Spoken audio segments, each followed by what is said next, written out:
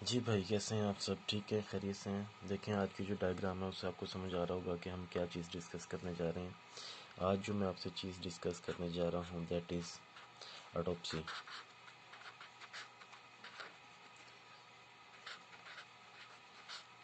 ठीक है, जिसका जो दूसरा नाम होता है उसको हम कहते हैं क्या?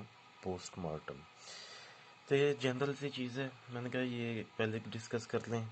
जो मैं नेक्स्ट टाइम से स्टार्ट कर रहा हूँ वो मैं फार्मा और पैथोलॉजी की सीरीज स्टार्ट कर रहा हूँ। एक लेक्चर फार्मा पे आएगा, एक लेक्चर पैथोलॉजी पे आएगा, ऐसे करके मैं सीरीज स्टार्ट कर रहा हूँ। उस सीरीज से पहले मैं ये एक अच्छा सा टॉपिक था डिस्कस करना चाह रहा था आपसे कि ऑटोप्सी क्या होती है।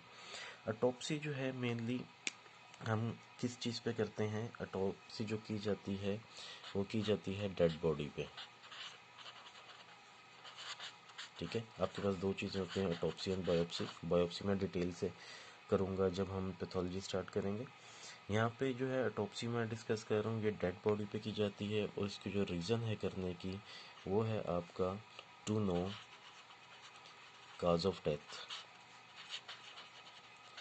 ठीक है, ये आप फोरेंसिक मेडिसिन में आप इसको पढ़ सकते हैं, आप इसको पैथोलॉजी में भी इवन पढ़ते हैं हम इसको। तो ये आपका होता है काज ऑफ डेथ, डेथ की काज पता करने के लिए हम ये करते हैं। ठीक हो गया? इसके करने के कुछ रूल्स हैं, कुछ तरीके हैं जो मैं आपको वन बाय वन बताता हूँ। सबसे पहला जो इसमें तरीका होगा कि जब डेड बॉडी आपके पास आएगी तो आपने सबसे पहले क्या करना है, आपने इसकी फ़ोटोज़ लेनी है। ये फ़ोटोज़ जो हैं पहले विद क्लोथ्स होंगी। ठीक है, कि सॉरी, विद क्लोथ्स होंगी, कपड़ों के साथ। जैसी बॉडी आई आपने उसकी फ़ोटोज़ ली और फिर दूसरे नंबर पे आपने उसकी जो फ़ोटोज़ लेनी है वो नेक्ड, यानी कि आप उसके कपड़े रिमूव करने के बाद उसकी फ़ोटो लेंगे। ठीक है, इससे कुछ जो है बहुत सारी चीज़ें आपके सामने आ सकती हैं। कपड़ों पे कोई चीज़ लगी हो, बॉडी पे किसी किस्म का भी निशान हो सकता है जिससे आपको काज ऑफ डेथ पता चल सकती है। ठीक है, उसके बाद जो सेकंड नंबर पे आपने काम करना है वो ये करना है कि कुछ डॉक्टर्स जो है बॉडी फ़ोटो लेने के बाद उसको साफ़ करवाते हैं। अगर बहुत ज़्यादा हेरी बॉडी है, गंदा है, उस पर बहुत ज़्यादा डस्ट वगैरह लगी है तो आप उसको साफ़ करवाएंगे, हेयर रिमूव करवाएंगे। और उसके बाद जो दूसरे नंबर पे आपने काम करना है वो ये करना है कि आपने उसकी कंप्लीट ऑब्जर्वेशन करनी है। कंप्लीट ऑब्जर्वेशन करनी है। ऑब्जर्वेशन में जो आपने चीज़ें देखनी है वो आपने ये देखनी है कि बॉडी पे किसी किस्म का कोई मार्क है। ठीक है, कोई बुलेट शॉट लगी हुई है। ठीक है, उसका स्किन कलर। तो ये आप डीप जो है उसके ये ऑब्जर्वेशन करेंगे और एक एक चीज़ जो है इनका स्पेशल पेज होता है, उस पर सारी चीज़ें आप एक एक करके वहाँ पे लिखते जाएंगे। ठीक है, कंप्लीट ऑब्जर्वेशन के बाद जो चीज़ ली जाती है उसका हम कहते हैं फिंगरप्रिंट्स। उसके बाद जो डेड बॉडी है उसकी फिंगरप्रिंट्स लिए जाएंगे। फिंगरप्रिंट्स। ठीक है, फिंगरप्रिंट्स में देखें, अगर तो बॉडी फ्रेश है तो आप इजीली उसका फिंगरप्रिंट्स ले सकते हैं। लेकिन अगर आपकी जो बॉडी है पेशेंट कह रहा हूँ, जो डेड बॉडी है वो उसकी डिकम्पोजिशन स्टार्ट हो गई है, तो समटाइम इसमें क्या किया जाता है कि फॉर एग्जांपल ये पेशेंट का हाथ है फॉर एग्जांपल ना, तो इसकी अभी हाथ नहीं, पौधा ही लग रहा है लेकिन बस ये हाथ है। ठीक है, उसकी क्या करते हैं, उसकी स्किन जो है पूरे ग्लव्स की तरह उतार ली जाती है हाथ पे से, और फिर कोई और डॉक्टर या पैथोलॉजिस्ट अपने हाथ पे वो स्किन, जैसे हम ग्लव्स पहनते हैं वो स्किन पहनेगा और उसके फिर फिंगरप्रिंट्स ले लेगा और फिर स्किन दोबारा उस पेशेंट को उस डेड बॉडी पे रख दी जाएगी। ठीक है, उसके बाद जो आपने इम्पोर्टेंट चीज़ और करनी है वो है आपने जो काम करना है दैट इज़ एक्सरेज। आपने उसके बाद जो करना है वो उसका एक्सरेज लेने हैं। ठीक है, एक्सरे से आपको पता चल जाएगा कोई फ्रैक्चर है। अगर फ्रैक्चर है तो हो सकता है ये कोई लड़ाई झगड़े का मामला हो जिसकी वजह से डेथ हुई है। फ्रैक्चर है तो हो सकता है कोई एक्सीडेंट हो या किसी ऊंची बिल्डिंग से वो बंदा गिरा हो। ठीक है। तो स्टार्टिंग में आपने ये काम करने हैं, पहले आपने फ़ोटोज़ लेनी है, फ़ोटोज़ लेने के बाद आपने उसकी कंप्लीट ऑब्जर्वेशन करनी है, उसके बाद उसके फिंगरप्रिंट्स लेने हैं और उसके बाद आपने क्या करना है, आपने उसके एक्सरेज लेने हैं। अब एक्सरेज लेने के बाद क्या होगा कि पेशेंट जो है आपके पास लेटा हुआ है इस कंडीशन में, आपने क्या करना है, यहाँ पे देखें मैंने मेंशन किया है, ये जो ब्लैक कलर का ये एक रबर होता है, हार्ड रबर होता है, ये पेशेंट की बैक के नीचे रख दिया जाता है, ठीक है। जिसकी वजह से क्या होगा, उसका एब्डोमिनल पार्ट और थोरेसिक पार्ट वो ऊपर की तरफ आ जाएगा, जिसकी वजह से क्या होगा, कटिंग करने में आसानी होगी, ठीक है। अब मैं आपको यहाँ पे बताता हूँ, एक डायग्राम ड्रा करने की कोशिश करते हैं।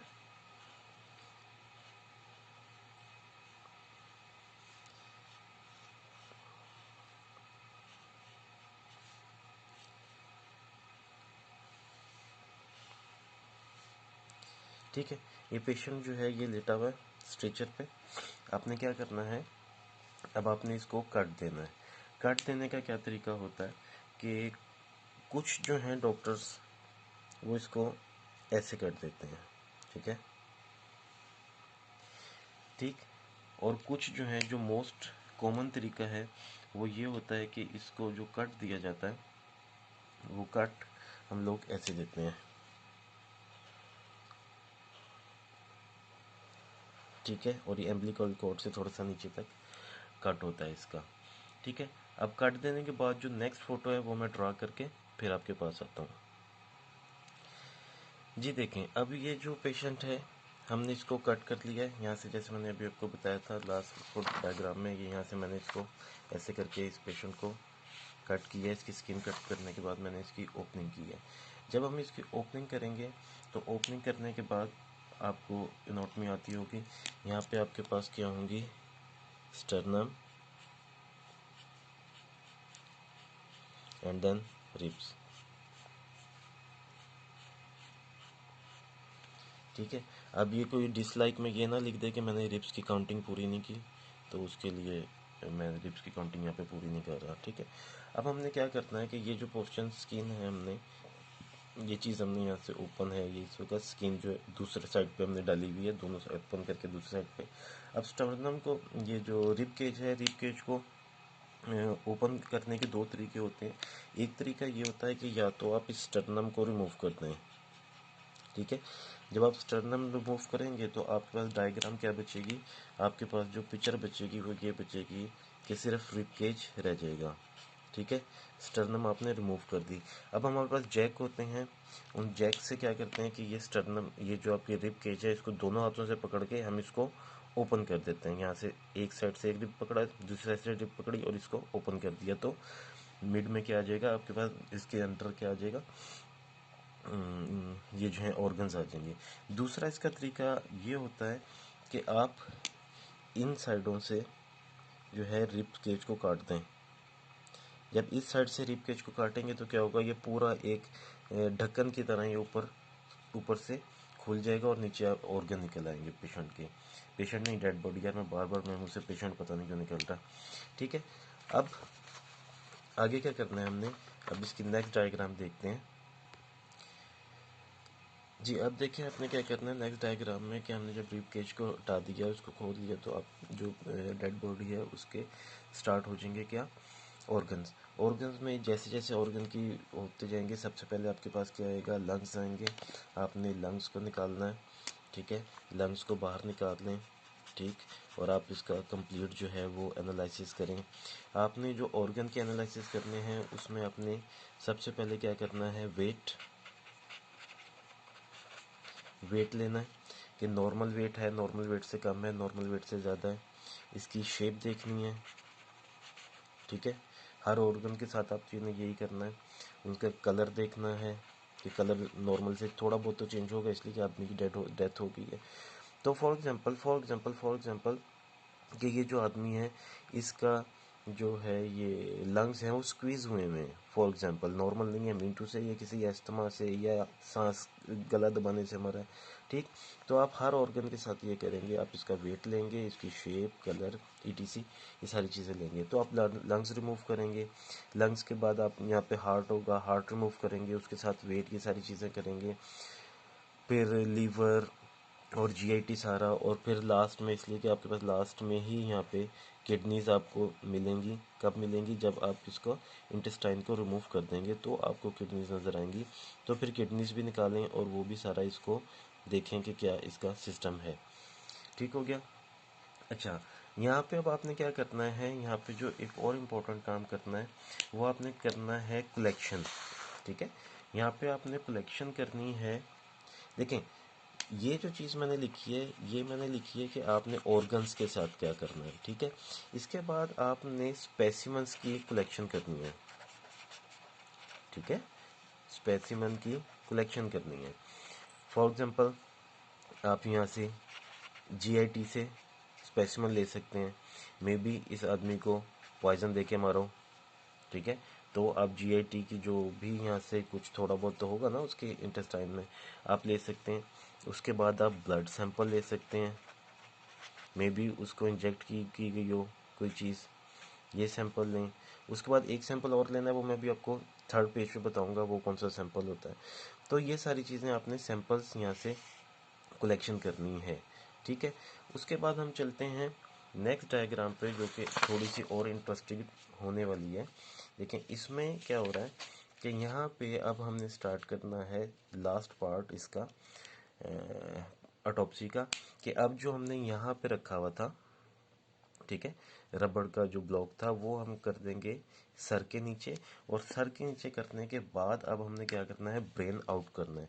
ब्रेन को आउट करने का तरीका ये होता है कि आपने एक कान से लेके दूसरे कान तक ऐसे आप इसको काट देंगे, स्किन को। जब आप स्किन काटेंगे इसकी, तो क्या होगा, ये मैं आपको इस डायग्राम से बताता हूँ। जब आप इसकी स्किन काटेंगे, ठीक है, तो स्किन आप जो है ऐसे कटेगी। ठीक है, और जब ये कट जाएगी तो होगा क्या कि ये जो एरिया है ये सिर्फ यहाँ पे स्कल रह जाएगी, स्किन के बगैर। स्किन और बाल जो हैं वो यहाँ से हट के, ठीक है, ये जिसको हम माथा कहते हैं, ये माथे वाली साइड से आपने एक कान से दूसरे कान तक काट के इसको उतार लेना है।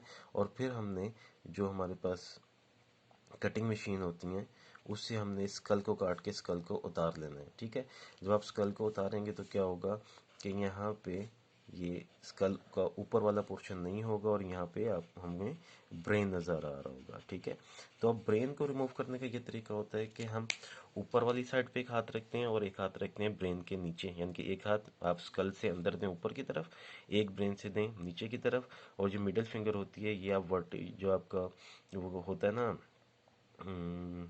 वर्टिब्रल कॉलम में जो कॉर्ड होती है, उसमें देखिए हम इसको आहिस्ता से बैक की तरफ पुश करते हैं और पूरा ब्रेन बाहर हो जाता है। और यहाँ पे फिर आप जो है वो एक और स्पेसिमन कलेक्ट करेंगे जिसको हम कहते हैं सीएसएफ। ठीक है, तो आप सीएसएफ का स्पेसिमन भी ले सकते हैं, स्पाइनल कॉर्ड कहते हैं उसको, मेरे जहन से निकल गया था, सीएसएफ। ठीक है, तो सीएसएफ भी आप लेंगे यहाँ से। ठीक है, अब इसमें देखें, यहाँ पे ब्लड लेने की एक रीज़न तो ये है कि हो सकता है पॉइजन केस हो सकता है, और दूसरा ये कि आपने इसको जेनेटिकल बेस पे भी आपने इसकी डेथ का कॉज देखना है। आप इसको टिश्यू भी ले सकते हैं, बॉडी के टिश्यूज ले सकते हैं, बॉडी के सेल्स ले सकते हैं, और फिर देख सकते हैं इसका डीएनए टेस्ट करके कि इसको किसी किस्म की कोई डिजीज़, जेनेटिकल डिजीज़ तो नहीं थी। यहाँ तक क्लियर। उसके बाद देखें, अब आपने क्या करना है, अब आपने इस पेशेंट को बंद करना है। बंद करने का मतलब कि आपने इसकी स्टिचिंग करनी है।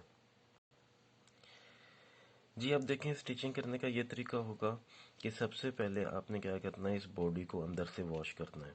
इसलिए कि जब आपने सारा उसके साथ किया है, जो भी हशर आपने करना था उसका कर दिया बेचारे का, सारे इंटरनल ऑर्गन्स काट के निकाले हैं बीच में से, और इंटेस्टाइन काटी है, तो maybe some part of waste material यहाँ पे हो। वैसे तो इसकी बंदा तो वैसे मर गया, लेकिन वो वेस्ट मटेरियल हमें धोना लाजमी है। वो इसलिए कि पता नहीं डेड बॉडी कितने दिन तक घर में रखी जाए या कितने दिन तक हॉस्पिटल में रखी जाए, तो इसके चांसेस ज़्यादा जल्दी ख़राब होने के होंगे। तो आप इसको सबसे पहले वॉश करेंगे। वॉश करने के बाद आप जो है इसके ऑर्गन जो हैं अपनी प्लेस पे रख देंगे। इसको स्टिच करने की कोई ज़रूरत नहीं है, इसलिए कि पेशेंट ऑलरेडी डेड है। स्टिच करने का फ़ायदा कोई नहीं, स्टिचिंग होगी नहीं, मीन टू से हो जाएगी, लेकिन वहाँ पे जो है वो स्टिच जो जिस चीज़ में आप कर रहे हैं वो स्टिचिंग कभी कामयाब नहीं हो सकती, इसलिए कि वहाँ पे सेल्स की डेथ हो चुकी है। ठीक है, तो वहाँ पे रीजनरेशन कभी भी नहीं होगी। रखने के बाद आप क्या करेंगे कि वो जो हमने रिप केज उतारा था वो रिप केज यहाँ पे आप वापस रख देंगे। ठीक है, उसके बाद कुछ हॉस्पिटल में ऐसा भी किया जाता है कि रिप केज रखने से पहले हम ऑर्गन्स के ऊपर पहले हम रख देते हैं कॉटन या रुई। रुई या कॉटन एक ही चीज़ होती है, वो हम रख देते हैं ताकि जो ऑर्गन्स हैं वो इधर उधर हिले नहीं। पैक कर देते हैं और उसके ऊपर फिर हम रिब केज रख देते हैं। रिब केज रखने के बाद उनको जो है रिब केज को हमारे पास स्टेपलर होता है, बड़ा सा स्टेपलर, स्टेपलर के साथ हम उसको स्टेपल कर देते हैं ताकि वो भी ना हिले। उसके बाद स्किन को हम अपनी ओरिजिनल पोजीशन में लाते हैं।